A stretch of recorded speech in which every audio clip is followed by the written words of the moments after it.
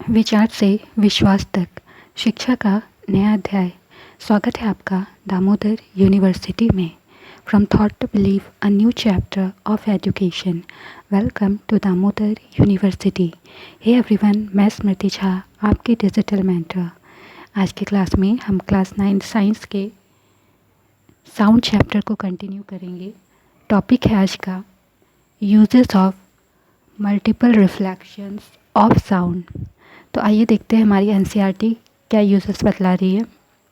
First है megaphones और loud hailers, horns, musical instruments such as trumpets and shehnais are all designed to send sound in a particular direction without spreading it in all directions as shown in figure। तो ये हमारा diagram दिख रहा है megaphone का, ये horn का diagram है। तो इस तरह के जितने भी इंस्ट्रूमेंट्स हैं, यहाँ जितने नाम लिखे हुए हैं, शहनाई वगैरह, ये सारे जो हैं, ये हमारा जो साउंड है, साउंड को एक डायरेक्शन में स्प्रेड, एक डायरेक्शन में ले जाने के लिए यूज़ होता है। मतलब साउंड जैसे हम बिना इन सब इंस्ट्रूमेंट के अगर हम बोलते हैं तो साउंड जो है सभी डायरेक्शन में स्प्रेड होता है, लेकिन इन सब इंस्ट्रूमेंट का अगर हम यूज़ करते हैं तो साउंड जो है सिर्फ एक डायरेक्शन में ही मूव करता है। In these instruments, a tube followed by a conical opening reflections sound successfully to guide most of the sound waves from the source in the forward direction towards the audience। तो यहाँ पर ये जो instrument है ये tube के जैसा होता है, जैसा कि यहाँ पर डायग्राम में दिखाया गया है। ये ट्यूब के जैसा होता है, यहाँ पे कोनिकल शेप का होता है। तो इस तरह का ये सारा इंस्ट्रूमेंट होता है। यहाँ पर इसमें एक साइड में ओपनिंग होती है और दूसरे साइड से जो है वो साउंड को भेजा जाता है इसमें, और इस तरीके से एक साइड से साउंड को इंटर करवाया जाता है, दूसरे साइड से जो साउंड है वो जिस डायरेक्शन में, फॉरवर्ड डायरेक्शन में मूव करता है। अगला एग्जाम्पल क्या लिखा हुआ है, stethoscope. Stethoscope is a medical instrument used for listening to sound produced within the body, mainly in the heart of lungs. तो स्टेथोस्कोप मेडिकल इंस्ट्रूमेंट, मतलब एक मेडिकल इंस्ट्रूमेंट है जिसको कि जो हार्ट होता है, हार्ट के साउंड को सुनने के लिए यूज़ किया जाता है। ये जो कान में लगा हुआ है ये स्टेथोस्कोप है। तो यहाँ पर इसका यूज़ करके हार्ट बीट को सुना जाता है। In stethoscopes, the sound of the patient's heartbeat reaches the doctor's ears by multiple reflection of sounds as shown in figures below। तो यहाँ पर ये जो डायग्राम दिख रहा है, ये स्टेथोस्कोप का ये जो पूरा स्ट्रक्चर है, इसका डायग्राम दिखाया जा रहा है। तो यहाँ क्या होता है, ये वाला एरिया जो है हार्ट पर लगाया जाता है, और ये एरिया जो है फाइनली ये कान पर पहुँचता है। इनके बीच में सिलेंडर जैसा एरिया जो है, यहाँ से ये हार्ट के थ्रू जो साउंड होता है वो पास होता है। तो साउंड जो है मल्टीपल रिफ्लेक्शन से पास यहाँ पर एक जगह से दूसरे जगह जा रहा है। एक बार क्या हुआ, जब साउंड पास किया तो ये इस कॉर्नर से टकराया, फिर इससे टकराने के बाद इस डायरेक्शन में आया, फिर यहाँ से टकराया, फिर यहाँ से टकराने के बाद इधर रिफ्लेक्ट हुआ, इधर यहाँ से टकराने के बाद फिर इस डायरेक्शन में रिफ्लेक्ट हुआ। तो ये रिफ्लेक्शन मल्टीपल वे में रिफ्लेक्शन होता है, और इस तरीके से स्टेथोस्कोप से साउंड को सुना जाता है।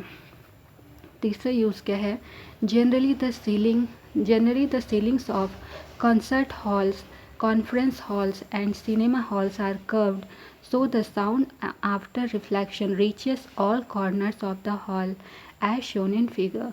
तो यहाँ पर जितने भी सीलिंग्स होते हैं हॉल वगैरह के, मैक्सिमम जो हॉल्स होते हैं, सिनेमा हॉल हो गया, कॉन्फ्रेंस हॉल हो गया, तो इनकी जो सीलिंग्स होती है ये कर्व शेप की होती है, ताकि यहाँ पर जो साउंड जाए तो यहाँ पर रिफ्लेक्शन के बाद हमारे मतलब कान तक ठीक से पहुँच पाए। यहाँ पर मान लिया ये साउंड का सोर्स है, तो यहाँ से जब साउंड गया, टकराया यहाँ पे इसके रूफ से यानी छत से टकराया, तो यहाँ से टकराने के बाद ये रिफ्लेक्ट हुआ, और रिफ्लेक्शन के बाद हमारे तक पहुँच पाता है ये साउंड।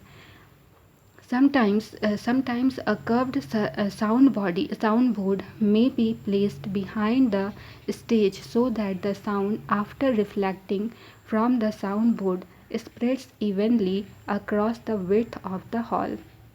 तो यहाँ पर रूफ़ तो बना ही होता है, कभी कभी सिचुएशन ऐसा होता है कि ये जो कर्व्ड बाउंड्री जो होता है, जहाँ पर स्टेज होता है, स्टेज के पीछे ये कर्व्ड बाउंड्री लगा हुआ होता है, जिससे यहाँ पर साउंड जो है वो रिफ्लेक्ट करके उसके बाद हम तक पहुँच पाए। तो ये डायग्राम हो गया। और ये इसका स्ट्रक्चर बतला रहा है कि किस तरीके से साउंड जो है वो यहाँ से टकराया कर्व्ड सरफेस से। साउंड बोर्ड वो जो लगा हुआ रहता है हॉल में, पीछे के साइड में, बैक साइड में जो लगा रहेगा, तो यहाँ साउंड का सोर्स से जब साउंड आएगा तो यहाँ से टकराएगा। टकराने के बाद फिर से रिफ्लेक्ट होकर के इस तरीके से मल्टीपल वे में रिफ्लेक्ट होगा और हम तक ये साउंड पहुँच जाएगा। तो इस तरीके से साउंड हम तक पहुंचता है। ये हमारे कुछ यूजेस हो गए। अब यहाँ पर एक क्वेश्चन है, why are the ceilings of concert hall curved. अब कॉन्सर्ट हॉल की सीलिंग्स क्यों कर्व होती है? ताकि साउंड जो है वो मल्टीपल वे में रिफ्लेक्ट हो पाए। तो आंसर हम क्या लिखेंगे? Since concert halls are big, क्योंकि कॉन्सर्ट हॉल जो है वो काफ़ी बड़े होते हैं। So audience at the back rows of the hall may not hear sound of speaker. तो जो ऑडियंस पीछे के साइड में रो में बैठे होते हैं उनको साउंड क्लियर वे में नहीं सुनाई पड़ती है। जो स्पीकर से साउंड आता है वो क्लियर वे में नहीं सुन पाते हैं। To overcome this problem the ceiling of the concert hall is made concave. तो इसी प्रॉब्लम से निपटने के लिए जो कॉन्सर्ट हॉल होता है उसके सीलिंग को कनकेव शेप में बनाया जाता है। Concave ceiling helps the sound wave to reflect and send to farther distance, which makes the concert hall enabled to send clear sound to the audience even sitting in back rows of hall। तो ये जो concave ceiling बनाया जाता है, concave ceiling की वजह से जब साउंड वहाँ से टकराता है कनकेव सीलिंग से, तो टकराने के बाद साउंड रिफ्लेक्ट होता है और रिफ्लेक्ट होने के बाद वो जो मतलब फिर से डिस्टेंस, जितना डिस्टेंस हुआ वो कवर कर पाया और इस वजह से जो क्लियर साउंड होता है वो ऑडियंस तक पहुंच पाता है। इवन जो ऑडियंस पीछे हॉल में पीछे के साइड में बैठे होते हैं वहां तक ये साउंड जो है इजीली पहुंच पाता है। तो इसी के साथ आज की क्लास को यहीं पर एंड करते हैं। यदि कोई भी डाउट हो तो आप हमारे डीयू के कमेंट सेक्शन में अपना सवाल ज़रूर पूछें। मैं हर एक लर्नर को रिप्लाई देने की कोशिश करूँगी। Okay then, keep learning, keep growing only at DU. See you soon in the next class. Bye bye.